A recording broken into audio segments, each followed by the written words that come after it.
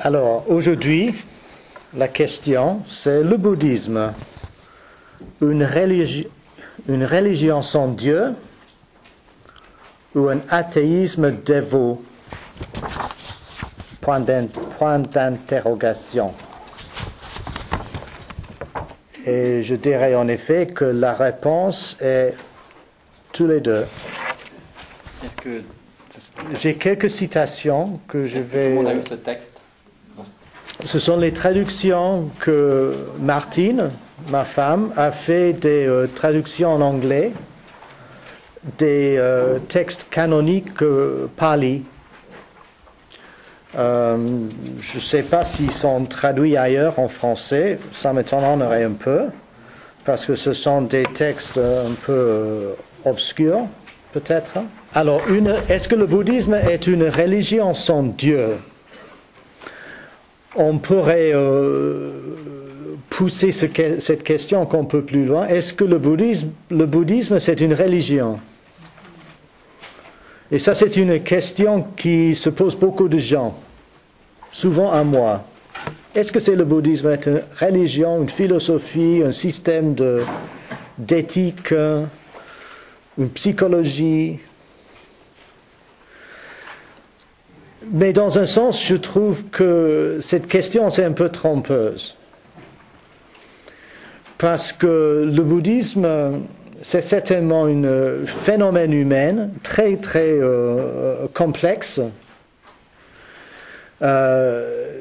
qui a pris de plusieurs formes différentes selon les différents pays asiatiques où il s'est répandu. Alors, grosso modo, je dirais que oui, le bouddhisme, c'est une religion. Une religion. C'est une philosophie aussi. C'est une psychologie, une psychothérapie même, on pourrait dire. C'est un système de morale, d'éthique aussi. En effet, le terme bouddhisme est beaucoup plus large que tous ces essais de définition. Il est au-delà de tout ça.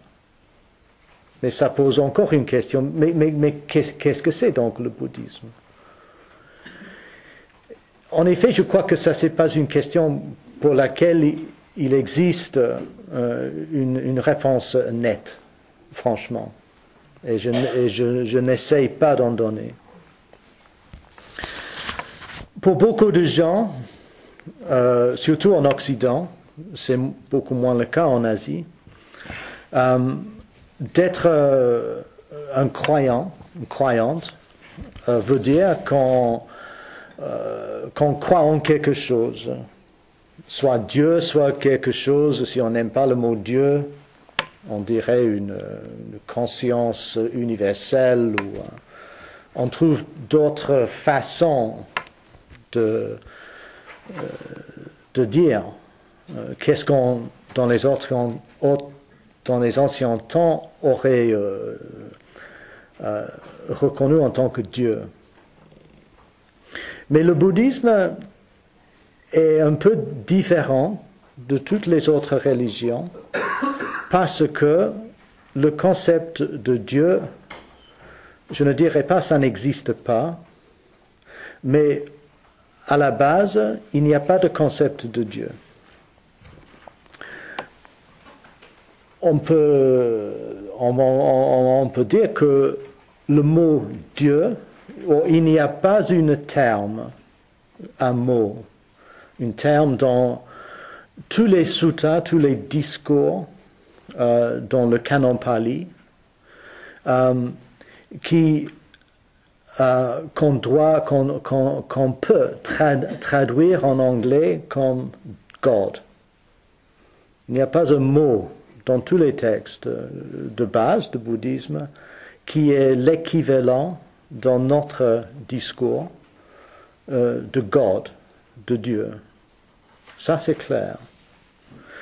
Évidemment, au fil des siècles, le bouddhisme a beaucoup développé. surtout dans les philosophies ou les écoles mahayanistes.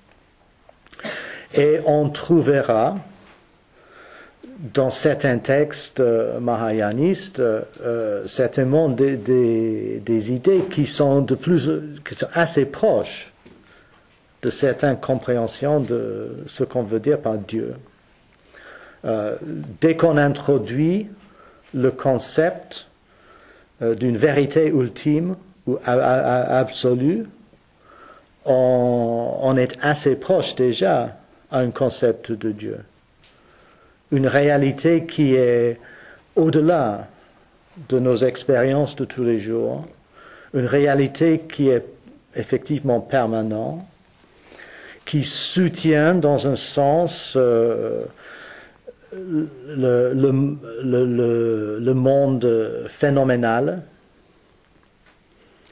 Mais et on va aborder ce sujet en beaucoup plus de profondeur dans le 3e jour qu'on va dédier à ce thème.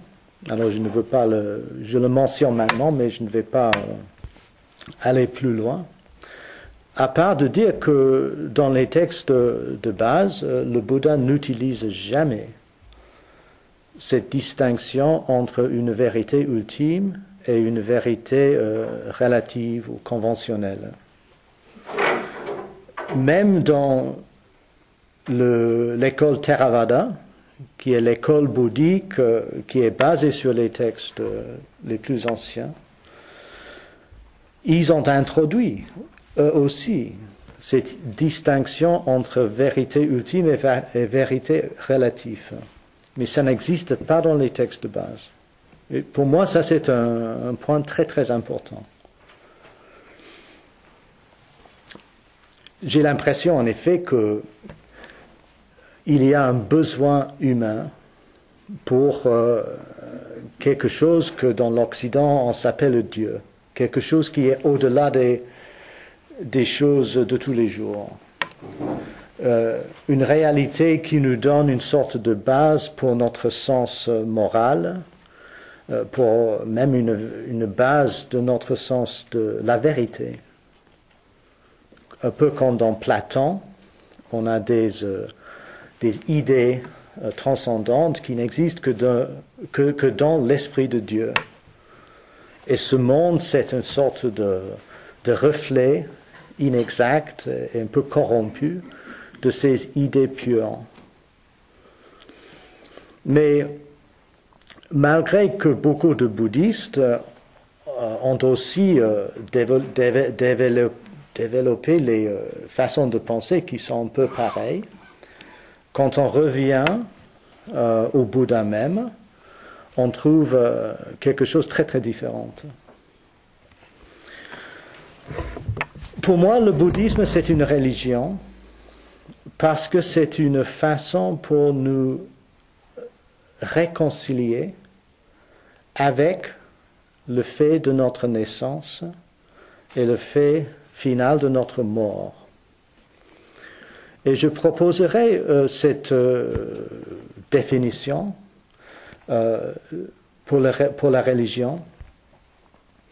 Au lieu d'insister qu'une personne religieuse, un croyant,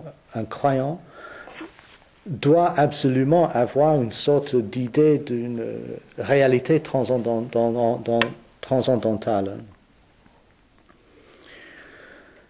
Et en effet, si on considère la religion ou la pratique religieuse comme une sorte d'essai, un engagement avec ce processus de réconciliation, en anglais on dirait to come to terms with one's birth and death.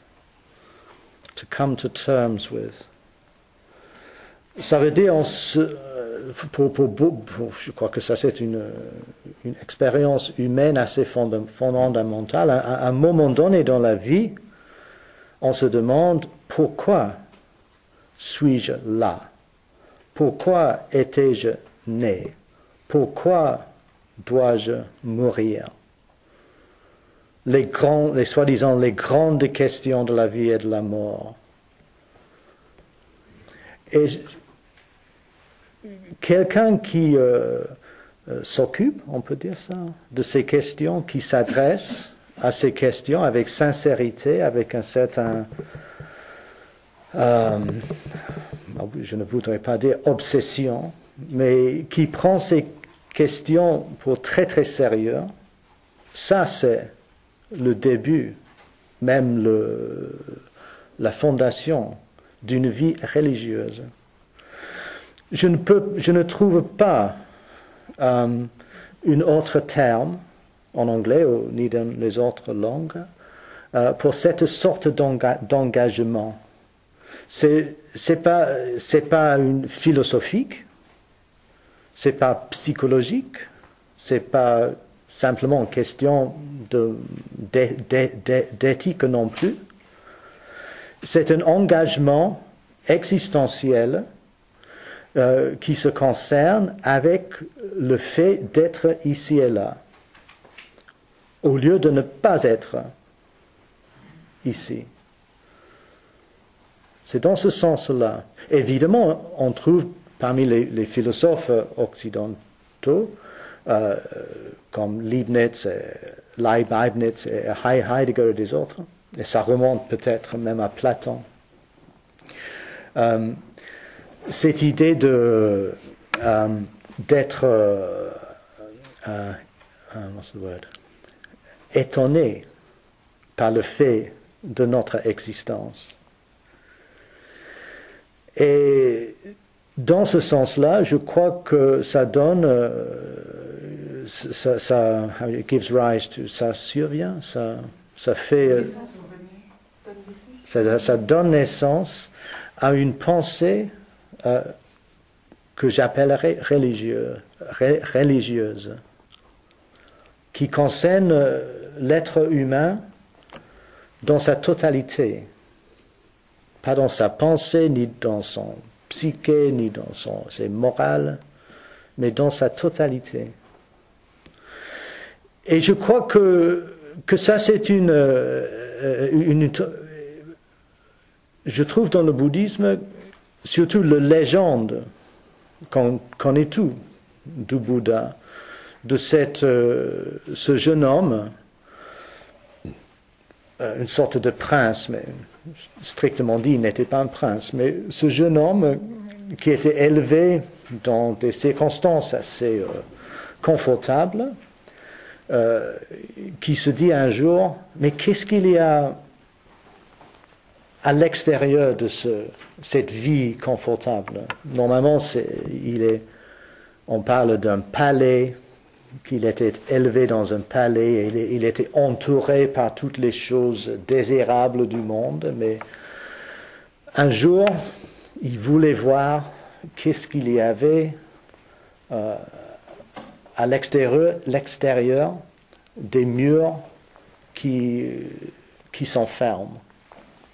Alors il s'est allé voir cette campagne, ce pays, et il a rencontré, malgré les meilleurs efforts de son père, de les cacher, il a rencontré un vieillard, un malade et un cadavre.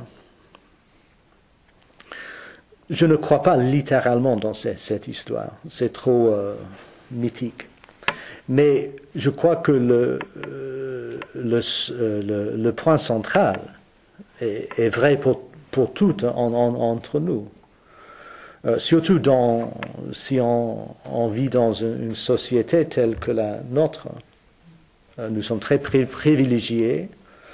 La maladie s'est cachée dans les hôpitaux, les vieillards dans les maisons de retraite, et les cadavres sont, si on les voit at all, ils ont toujours bien maquillés, vêtus et tout ça. Ça veut dire que notre société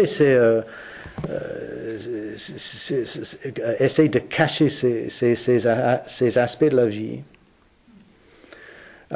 Effectivement, dans le même style que le père du Bouddha. Et je crois que notre façon de rencontrer ces faits existentiels, c'est certainement différent du Bouddha, mais on a des moments, soit un moment quand quelqu'un proche de nous meurt, ou même quand nos parents vieillissent, ou même quand quelqu'un qu'on connaît tombe sérieusement malade. Dans ces cas-là, c'est presque impossible de ne pas s'interroger dans le sens, mais moi aussi, je peux tomber malade, mais moi aussi je vais vieillir, et moi aussi je vais mourir. Et en effet, il y a plusieurs de moments dans la vie qui nous montrent, dans des façons très très claires, de notre état existentiel. Et si on est vraiment pris par ces moments, je crois que ce sont des moments qui donnent naissance à une certaine sorte de réflexion sur la vie, sur notre vie, qui a un certain aspect religieux, existentiel. Mais cet essai, ou cet effort, cet engagement n'a rien à voir avec une croyance en Dieu ou une non-croyance en Dieu. La question de Dieu vient après les questions de notre existence. Dieu devient, dans un sens, une sorte de réponse à ces questions. Un essai de nous réconcilier avec le Dieu, avec la vie et la mort. Et c'est une réponse assez successful, qui a eu beaucoup de succès. Alors, par contre, je voudrais vous lire le premier de nos textes là, qui s'appelle « Le tout », « The All ».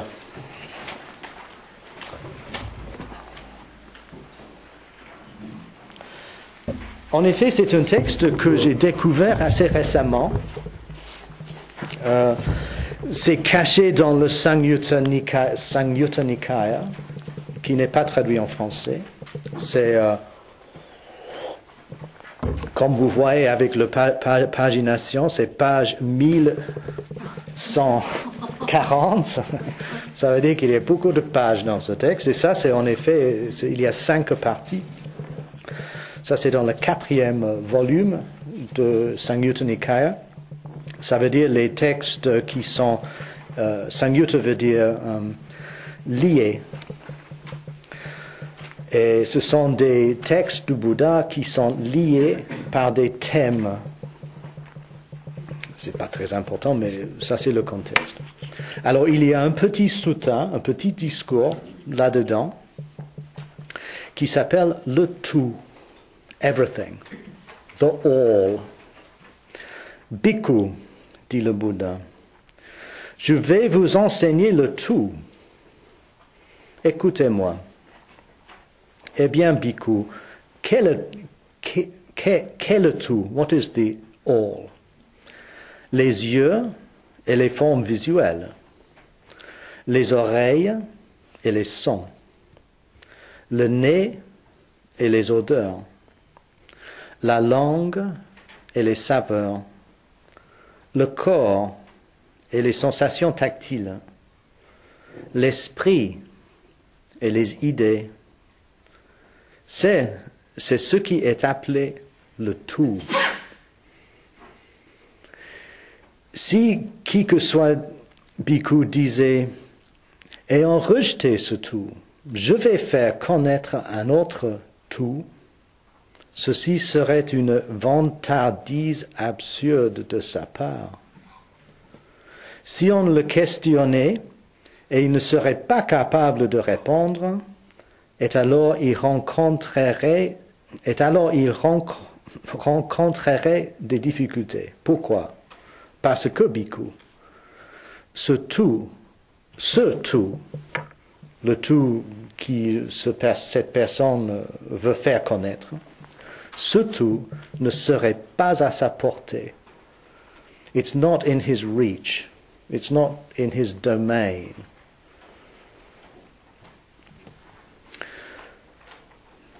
Alors je crois que ce texte est assez clair. En effet, il nous montre que pour le Bouddha, le tout, ça veut dire everything, peut se trouver dans les yeux, les formes visuelles, les oreilles, les sons, le nez, les odeurs, la langue, les saveurs, les sensations tactiles et le corps, l'esprit et les idées. Idée, c'est la traduction du terme dhamma, qui est très difficile à trouver un exact correspondant en anglais ou dans les langues occidentales. Grosso modo, idée, mais en effet, ça peut dire chaque objet dans l'esprit peut devenir conscient. Et en plus aussi, les émotions, par exemple, les états d'esprit qui est connu intérieurement, subjectivement. Mais ce qui n'est pas mentionné est aucun sens d'une réalité transcendante, de quelque chose quelque chose de plus.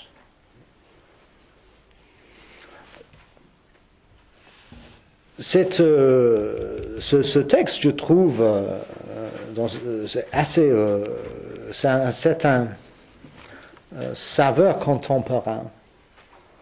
On pourrait même dire, c'est un peu réductionniste, matérialiste, on pourrait dire.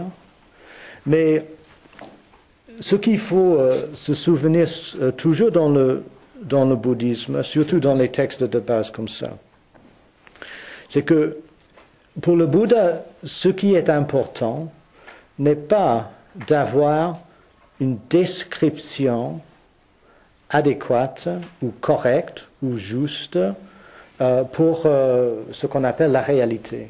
Le Bouddha ne s'intéresse pas à décrire la nature des choses, la nature de la réalité. Le Bouddha, c'est un pragmatiste et chacun de ses enseignements, il faut considérer en tant que prescription, pas de description. Ce sont des conseils de faire quelque chose au lieu des essais de décrire dans une façon juste la nature des choses. Alors, pour le projet bouddhiste, c'est suffisant de reconnaître qu'on a des yeux, des formes visuelles, les oreilles, les sons, le nez, les odeurs, etc. On n'a pas besoin d'ajouter quelque chose en plus pour pratiquer le Dhamma. Ce n'est pas nécessaire. On n'a pas besoin de faire ça. Alors donc, si on le considère dans cette optique pragmatiste, c'est pas ce que le Bouddha dit ici, c'est pas une sorte de position doctrinaire, mais plutôt une sorte de conseil, une sorte de, une esquisse de notre expérience, notre vécu. Le Bouddha se concerne avec le vécu, l'expérience. Et ça, c'est très très clair ici. Avec les yeux, avec ce qu'on voit, ce qu'on entend, ce qu'on sent, ce qu'on déguste, ce qu'on ressent, ce qu'on pense. Ça c'est le domaine, ça c'est le contexte du pratique du Dhamma. Si qui que soit bhikkhu disait je rejette ce tout, non, et on entend ça toujours aujourd'hui. Cela n'est pas assez. Les gens souvent ressentent une sorte de manque. Ils ont besoin, ou ils croient qu'ils ont besoin d'une réalité plus réelle que les réalités très transitoires des 6 sens. Parce qu'évidemment, tout ce que dans le Bouddha décrit dans cette phrase ici, ce sont des choses impermanentes, ce sont des choses transitoires, ce sont des choses un peu même douloureuses, impersonnelles. C'est une vision que beaucoup de gens trouveront, je crois, un peu froid, un peu sec. Moi, j'aime beaucoup. Mais parce que peut-être je suis aussi quelqu'un un peu sec. Ce qui que soit bhikkhu disait, ayant rejeté ce tout, non, il y a plus que ça. Je vais faire connaître un autre tout. Ça veut dire je vais montrer qu'il y a plus que ça dans la réalité. Il y a un Dieu ou une vérité ultime ou une conscience transcendantale ou n'importe quoi. Ceci verrait une vantardise absurde sur sa part. Si on le questionnait, il ne serait pas capable de répondre. Et alors, and then he will meet with difficulties. Et alors, il rencontrerait des difficultés. Quelles difficultés? Des difficultés certainement conceptuelles, d'essayer de proposer une réalité qu'on ne peut pas ni voir, ni entendre, etc. Une réalité au-delà de notre vécu. Pourquoi? Parce que, bhikkhu, ce tout qui est plus grand, plus large que le tout que le Bouddha vient de définir, ce tout ne serait pas à sa portée. On va revenir à ce point-là cet après-midi. En effet, cela ne pourrait être qu'une sorte d'imagination. Certainement, on peut concevoir ces choses, mais ils ne sont que des idées. Comme le Bouddha disait, l'esprit est ses idées. Ce sont des concepts, ce sont des idées. Peut-être ce sont des idées avec une certaine valeur. Mais ontologiquement, ils ne sont que des concepts et des idées. Il y a un autre texte que je n'ai pas en effet vous donner parce que je l'ai traduit trop tard. Ça c'est un texte aussi très connu en effet qui vient aussi du Samyutta Nikaya. Et le Bouddha dit c'est juste dans cette carcasse de 2 mètres, this fathom long body, imprégné de perception et d'esprit, que je dévoile le monde, l'origine du monde, la cessation du monde, et la voie conduisant à la cessation du monde. Ça veut dire les 4 nobles vérités. C'est juste dans cette carcasse de 2 mètres, alors dans notre corps, que je dévoile le monde, etc. Et ça nous montre que, à moins dans le pratique du bouddhisme, il n'y a pas aucun sens de quelque chose qui existe à l'extérieur de notre vécu. Et dans beaucoup non pas dans beaucoup, mais on trouve de plus en plus dans la philosophie moderne, même dans certaines tendances théologiques chrétiennes, des idées comparables.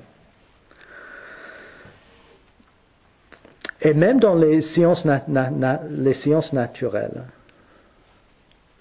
Par exemple, ça nous, how do you say this? Une question qui surgit souvent avec cette description de l'univers qui commence avec le Big Bang, comme le grand éclat, comme on dit ça en anglais. En français, on dit Big Bang. On dit Big Bang. Mais qu'est-ce qu'il y avait avant le Big Bang? Qu'est-ce qui a produit le Big Bang? Mais en effet, cette question n'est pas valide. It's not valid. Parce que avant le Big Bang, il n'y avait pas de temps. Il n'y avait pas d'espace. Ça veut dire que le temps et l'espace étaient créés par le Big Bang. Ça, c'est très, très difficile pour nous, en tant qu'être humain, vraiment de comprendre. Parce que pour nous, et on trouve ça selon la philosophie de Kant aussi, si quelque chose existe, il doit exister dans le temps et dans l'espace, à un certain moment et dans un certain lieu. C'est presque inconcevable que quelque chose n'existe pas dans le contexte de temps et d'espace. Mais le Big Bang n'existe pas dans le contexte du temps ni d'espace. Logiquement, on peut se demander, mais où a-t-il eu lieu le Big Bang? Mais il n'y avait pas un lieu, il n'y a pas un espace, il n'y avait pas un là à ce moment-là. Il n'y avait pas de moment à ce moment-là. C'est impossible à articuler ça dans une façon compréhensible. Ça va contre toutes nos intuitions.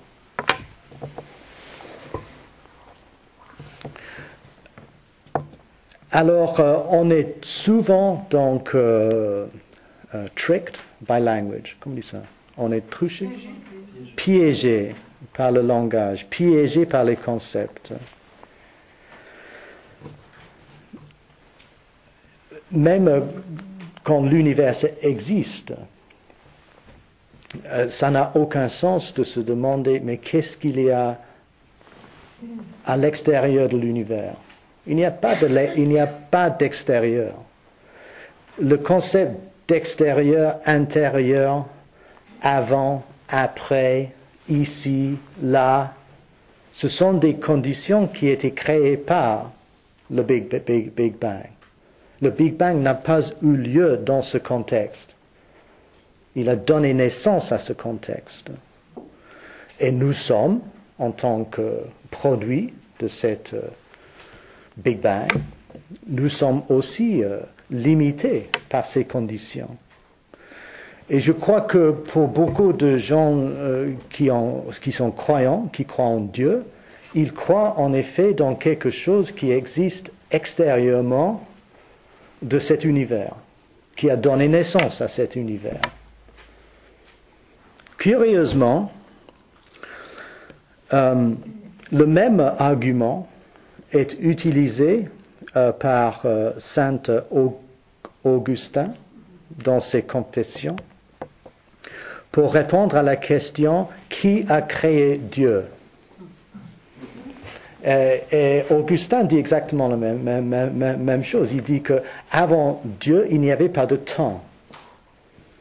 Alors la question « Qui a créé Dieu ?» n'a aucun sens, parce que c'était Dieu qui a créé le temps, et en créant le temps, il a créé aussi les concepts de avant, après, cause, effet. Cause, effet n'existait pas avant Dieu. Alors Dieu, c'est donc the causeless cause, le cause sans cause. Pour les bouddhistes, ça c'est inacceptablement illogique. Mais c'est pas très très loin, en effet, de ce que nous disent maintenant les scientifiques quand ils parlent du Big Bang.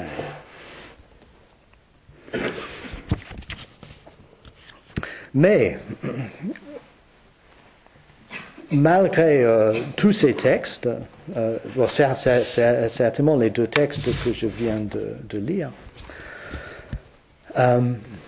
les bouddhistes, les suivants, les disciples du Bouddha dans les siècles qui succédaient, that came after his death, étaient tentés, je crois que comme tous les êtres humains, de imaginer quelque chose qui va au-delà, quelque chose de plus que notre vécu. Et le Bouddha aussi, cette personne qui s'appelait Siddhartha Gautama, est devenue, dans plusieurs écoles bouddhistes, une sorte de Dieu. Dans les traditions, mais même dans le Theravada aussi. Au fur et à mesure des siècles, le Bouddha a commencé à avoir les caractéristiques que normalement on attribuerait seulement au Dieu. Le Bouddha on dit que le Bouddha est omniscient, qui sait tout, qui comprend tout, qui connaît tout, qu'il est quelqu'un qui connaît les trois temps. Ça veut dire tout ce qui est arrivé dans le passé, tout ce qui s'arrive maintenant et tout ce qui va arriver dans le futur. Ça, c'est la description qu'on trouve souvent du Bouddha. Malgré le fait que dans les textes Pali, le Bouddha a explicitement nié qu'il était omniscient. Il savait beaucoup de choses, certes, mais il n'était pas omniscient. Le Bouddha qui a surgi, qui a évolué pendant ces siècles, est devenu un être parfait, sans aucune trace de humanité presque, qui n'existait pas dans son esprit, ni d'ignorance, de désir, de haine, de rien. Même dans les écoles plus tardives, ils disent que le Bouddha n'a même pas des concepts, des idées. C'était un être dans un état de spontanéité totale. Il ne réfléchissait pas, il ne pensait pas, il parlait, il agissait, mais c'était tout, sans aucun besoin de représenter les choses à travers les concepts et les idées. Ça veut dire quelqu'un qui n'est plus reconnaissable en tant qu'être humain, parce que peut-être c'est différent pour vous, mais moi j'ai besoin de toutes ces choses-là d'être humain, de penser, de réfléchir, d'avoir des désirs, tout ça. Et en même temps, on trouve, surtout dans les textes les plus anciens, on ne trouve pas un être parfait, souvent presque parfait, mais souvent aussi assez humain, avec des questions, avec des problèmes que nous reconnaissons tous.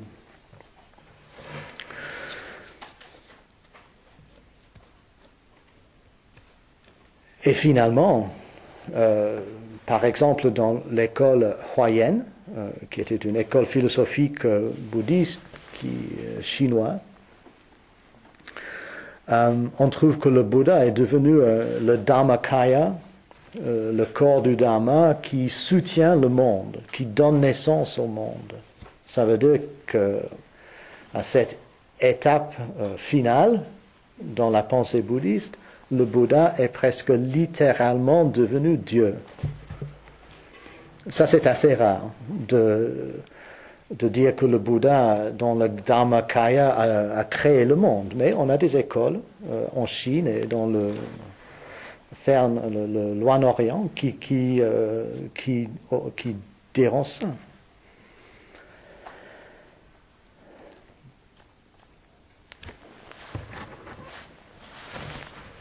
Mais si le bouddhisme n'a pas une conception de Dieu, comme je viens de dire, qu'il n'existe pas un mot comparable dans les langages asiatiques où le bouddhisme s'est répandu, comment ont les missionnaires chrétiens traduit la Bible? Parce qu'ils l'ont fait plusieurs fois, dans presque toutes les langues. Quel mot bouddhiste, parce qu'au Tibet, par exemple, il n'y avait pas, c'est une culture totalement bouddhiste. Comment ont donc les chrétiens traduisent le mot Dieu? Parce que s'ils n'arrivaient pas à faire ça, très difficile à enseigner le christianisme. Mais ils ont réussi facilement. En effet, ils ont choisi le mot Kunchok. Kunchok, c'est K-O-N-C-H-O-G. Kunchok. Qu'est-ce que voulait dire Kunchok dans le contexte bouddhiste tibétain? Kunchok veut dire, littéralement, ça veut dire le joyau, dans les 3 joyaux. Le Bouddha, Dhamma, Sangha s'appelait en sanskrit les ratna, qui est traduit littéralement en tibétain par Norbu, mais il n'utilise pas le mot Norbu. Il utilise le mot qui sont, j'imagine, créés, Kunchok. Kunchok veut dire, Kun veut dire rare, Chok veut dire suprême. Les 3 choses rares et suprêmes, ce sont le Bouddha, le Dhamma et le Sangha. Et on prend refuge dans les 3 Kunchok. Alors les chrétiens ont choisi le mot Kunchok pour exprimer le concept de Dieu. Et ce qui est intéressant, est que quand les Tibétains jurent, when they swear, ils disent Kunchok sum, Kunchok. C'est comment ils jurent. Kunchok veut dire, en anglais on dirait oh God. Oh my God. Kunchok sum. Triple jam. 3 joyaux. Pour nous, ça ne marche pas. Encore. Et pour moi, ça c'est un fait assez intéressant. Parce que on ne peut pas jurer en bouddhiste, en tant qu'occidental. Moi, ça n'arrive pas. Si je fais une bêtise, ou quelqu'un d'autre fait une bêtise, ma femme par exemple, je dirais, oh my God. Je ne dirais pas, oh Bouddha. C'est littéralement impossible de dire ça. Ça ne porte pas le sens. Alors on pourrait dire, peut-être, que Dieu, dans n'importe quelle culture, correspond dans un certain sens au mot qu'on utilise pour jurer. Ça, c'est notre Dieu, notre valeur suprême peut-être, notre absolu. Mais ça doit être intégré dans la culture, dans le psyché des gens de cette culture, avant qu'on peut utiliser les mots religieux pour jurer. Bon, on finit là pour ce matin.